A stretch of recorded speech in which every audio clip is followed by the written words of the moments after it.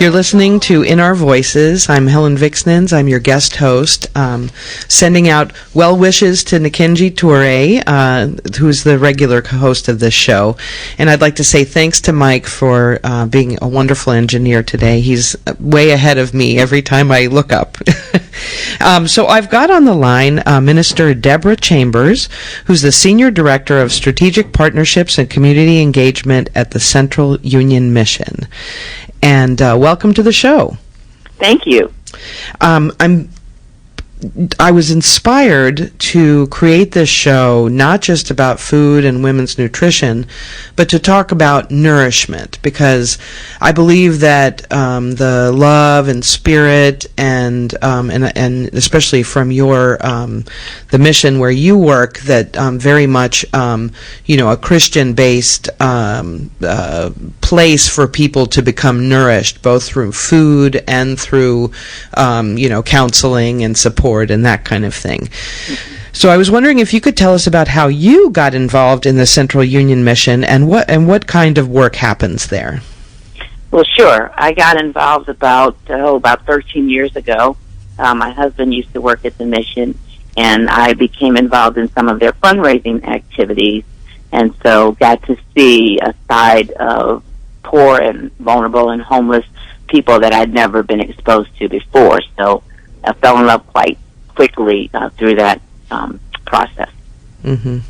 And the mission was founded 132 years ago by some church leaders that were concerned about the number of homeless men that were wandering the streets of D.C. That had become homeless after the war, and some of them addicted to alcohol. So they got together and they formed this centrally located mission that would take care of those gentlemen with food and clothing at the time, and then they progressed to begin to share the gospel and to provide shelter. And so that's what we've been doing for the last 132 years, but we've also expanded, and what probably people don't know is that we actually serve more women and children than we do men. But the shelter is the thing that we're most known for. Mm-hmm. Do you have any specific programs for the women? Yes. We provide the residential shelter for the men, but for the women and children, we have a food pantry that serves almost 3,000 families a month. Wow. We provide them with food. They're able to get clothing and furniture at that location. We ask that the people that come to that center do provide us with some financial information so that we can assure ourselves that we're serving the neediest people in the community. So the folk that come to us are people that are the working poor, that are on being sustained by district aid. They're living at or below the poverty level. And so it's a very vulnerable population. And you can see that on their faces, in their clothing, just who they are that are coming to that location to get these things to aid them in surviving. Mm-hmm. Wow. I'm just thinking about how many staff members do you have to serve 3,000 people, families? Well, we're nonprofit, and so we're very efficient in doing a lot of work with a little number of people. And so we have at that location about 8 full-time staff, and then we have scores of volunteers that come in and aid because the bags have to be made to distribute, and there's a line out the door every day. Mm. We're blessed to be able to have a lot of donations of clothing and furniture and food from the community, and those things are coming in on a daily basis, and so those things have to be unpacked and put onto the floor so that people can look through them in a decent way. Mm-hmm. Because we want to make sure that we're still treating people with dignity. Mm-hmm. Mm-hmm. When you're in this situation, you already feel bad enough about yourself and your circumstances, mm-hmm. and you don't want to feel bad when you go to get the help that you desperately need for yourself or for your family. Absolutely. So we have a little bit of staff, but they work very, very, very hard, and volunteers just are essential in helping to achieve the work that we need to do. Mm-hmm. So besides the food pantry, there's also meals that are served, right? Yes, we serve meals at the shelter, about 200 at each meal time. We also have special meals for the community throughout the year. On holidays, we partner with Congressional Black Caucus Foundation and do an annual breakfast, and others within the community that put on different breakfasts or health fair events at the mission. We have a seniors luncheon that we do once a month. We host it in 2 churches, and through that opportunity, we are reaching, again, the majority of women. We have a lot of men a few men that do come, but the majority is women that come to these senior luncheons, and we're able to provide entertainment for the seniors. We do a little bingo. We have a recognition of their birthdays and special days throughout the calendar year. We have a gospel message that's preached, and then we serve them a luncheon, and then they get to leave with a bag of groceries. And it's just a beautiful thing to see isolated seniors that are often isolated, also often feel left out and alone. They're able to be fellowshipped and loved on at these luncheons. When we started with the luncheons about 7-8 years ago, we had about 50 people that were coming regularly, and we have about 250 that come to the regular luncheon, and then we have a Spanish-speaking luncheon, and we have about 100 or so that come to that luncheon. And so it's a beautiful opportunity to reach a often forgotten segment of the population. It sounds like you're covering all the populations available. We try to. We also have a special outreach to children. Mm-hmm. We have a summer camp that we run out at, we call it Camp Bennett, out in Brookville, Maryland. And it's for low-income children. They get to come spend a week at the camp, and we target children ages 8 to 12. They just pay $20 to come to this camp for a week. We feed them. We share the gospel with them. They get to go swimming and do slides and rope trails, and it's just a blast. My son gets to go because he's, his mom works there, and he's gone over the years, and he just loves the camp. And now he comes back as a counselor for the camp. And it's just a beautiful experience for children to get away from the inner city and be exposed to just, run and free and just enjoy themselves. So if there's anybody out there that's interested, they could find that out at our website and sign up their children, because there's still room. The first week of camp starts next week. Oh, that's pretty early. Yeah. This is when we usually run. Sometimes because of the snow, the school system's changed, but we've already planned, so we have to keep running. But we offer 6 weeks throughout the summer, and it's just children's lives are changed. I can't tell you how many people have stopped me at an event and said, "Oh, I was at Camp Bennett, and it literally changed my life." We have one of our relatives who came to Camp Bennett as a counselor, as a 16-year-old counselor, and he stayed there, and it impacted his life so much that he changed his trajectory for his own life. He went to school to be a counselor. He got his master's degree as a counselor, and now that's what he does, is he helps to change lives of families in need because of his exposure. And he also says that it stopped him from living a life of crime that was prevalent in the community that he was a part of. I'm wondering if you have that kind of effect on other people as well, not just from the camp, but also people that come to your mission and receive, because they're receiving the nourishment through the food and through the love, that it kind of switches the direction that they were going to be going down. Well, absolutely. The strongest power in the world is the power of the gospel, and it has the power to change people's lives.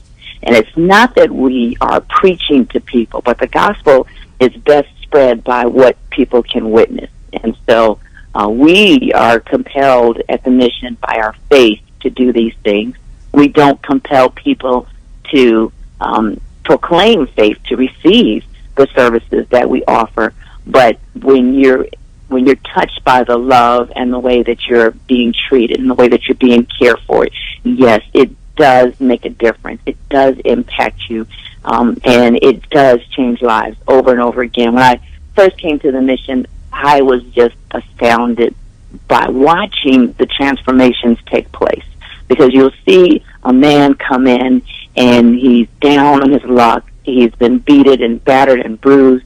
You're at your last when you come to a mission shelter to live. And so to see them come in and just completely broken, and then they're there for a month or so, and then you begin to see their composure and their face and their deportment change, and they're happy, and they feel loved, and they feel cared for, and they feel accepted, and they begin to get hope. And with hope, anything is possible. And so you get to see that change. And so I said, this place is really a miracle on 14th Street, because that's what happened. You see people's lives change. So yes, it transforms all of them. I remember a senior gave her testimony at one of our recent luncheons, and she said that when she first started coming to the mission, she would just tell us, yes, hallelujah, thank you, Jesus. And she said she was pretending. She said because she would just go and, do her life like she wanted, and then come back to us and just, pretend to be a Christian again. But she says something happened along the way, and now she's not pretending. Now she loves the Lord. She's active in her church, and she's really living a life that God has called her to live. And so, yeah, it does occur, and you get to witness it, and that right there is a real privilege, to be able to see lives change. Well, can you tell us where people can find out about your services, and then also a little bit more about the various services that are out there? Sure. You can find out information on the mission at our website, and it's www.missiondc.org, and that's MISSIONDC.org. And so we have, again, the men's shelter, we have the food pantry, we have the children's programs, but we also operate a transitional house. Within the shelter itself, we have the people that are there that are just overnight guests. They're just there for a meal and food and shelter. But we also have a medical clinic, we have a dental clinic, we have adult education, we have literacy training, we have transformation programs. So if you're a homeless man and you're looking to really get in touch with your faith, we have a spiritual transformation program. You can come be a part of that, and we train you, we talk to you, we explore what's happened in the past. We have social workers that are there to come around you and give you wraparound services to help you get your life back on track. We were never meant to be lone rangers in this life. We need one another. And so we come alongside and create individualized plans for the men that are in the shelter to help them get their life back on track.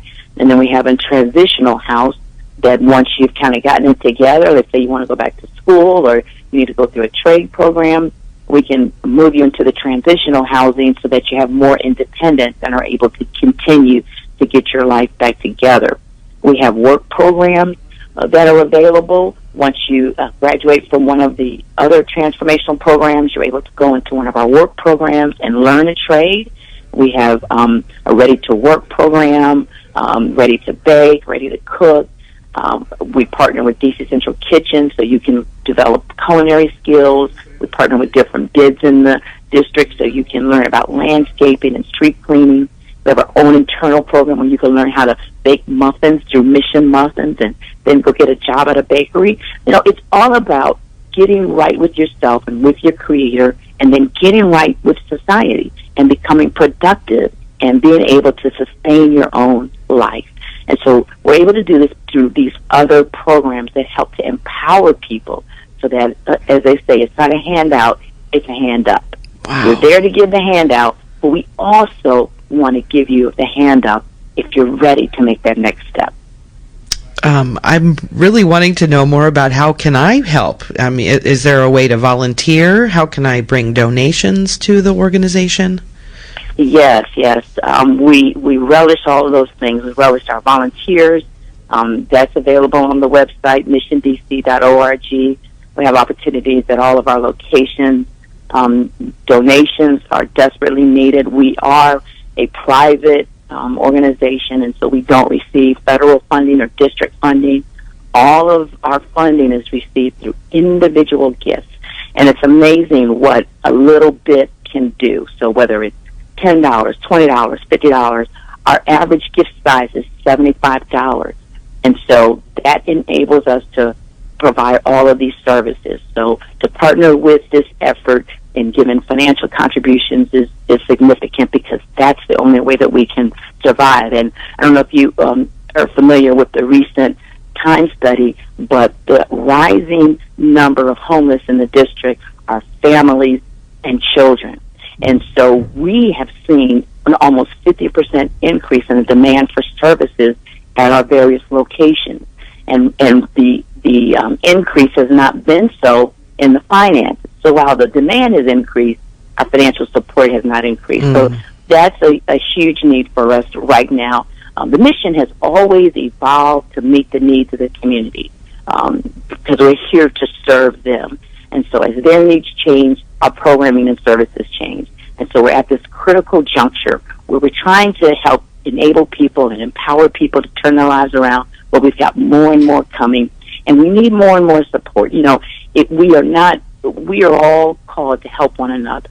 And so those of us that have should break off a little bit to help those that don't have. It's our responsibility. It's the price we pay for our space on this planet. And so it's a real need. Volunteers help us because they extend our staff, but financial gifts help, and prayers help incredibly. They move mountains for us.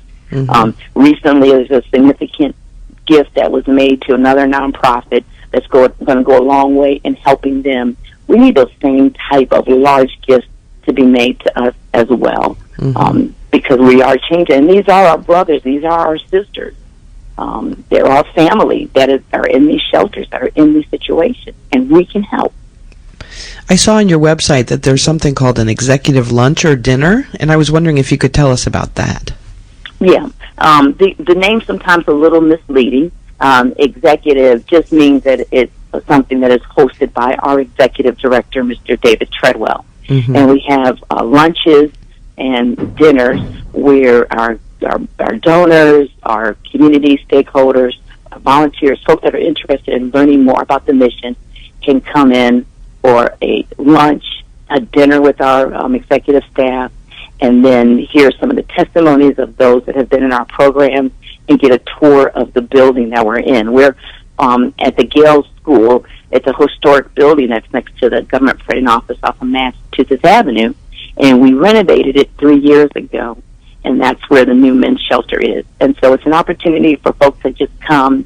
Sometimes it can be intimidating to come to a shelter, but this gives you a low-key way to get in there and find out about the work that we do and get a tour and a kind of behind-the-scenes look at what really goes on. And I tell you, it is eye-opening.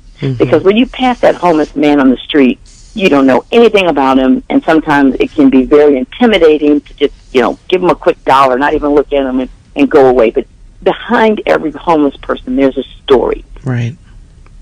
Well, thank you so much, Minister Chambers, for taking the time and talking to us about the Central Union Mission. I know I'll be looking up your website and checking out more of it. Thank you so much, and I hope to speak to you again. Well, thank you so much, Helen. My pleasure. So today's In Our Voices was focusing on nourishment.